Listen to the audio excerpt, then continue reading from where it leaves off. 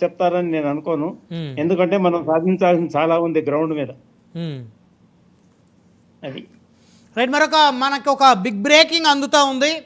Trump సంచలన ప్రకటన చేసినట్లు మరి కాల్పుల విరమణకు భారత్ పాక్ అంగీకారాలని, పాక్ భారత్ మధ్య మధ్యవర్తిత్వం వహించాం, రాత్రంతా భారత్ పాక్లతో చర్చలు జరిగాయి, సో రెండు దేశాలకు నా అభినందనలు అంటూ మరి కొద్దిసేపటి క్రితం అయితే మనకు ఒక బ్రేకింగ్ న్యూస్ అందుతూ ఉంది.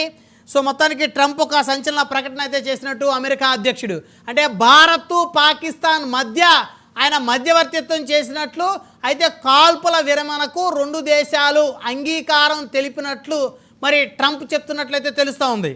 ఏమంటారు భరతభూషణ్ గారు?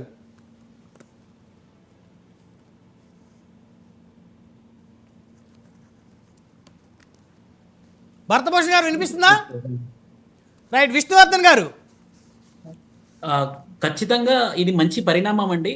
ఎవరు కూడా యుద్ధం కోరుకోరు. కాకపోతే ఇక్కడ మనకు సమాధానం దొరకాల్సింది ఏంటంటే తీవ్రవాదుల యొక్క స్థావరాల సంగతి ఏంటి, ఈ టెర్రరిజం ని పెంచి పోషిస్తున్నటువంటి పాకిస్తాన్ దానికి జవాబేమిస్తుంది.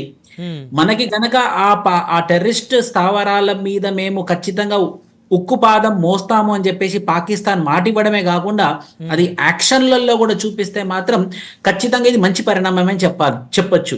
ఇది ఖచ్చితంగా ఒక భారతదేశానికి పాకిస్తాన్కి జరుగుతున్నటువంటి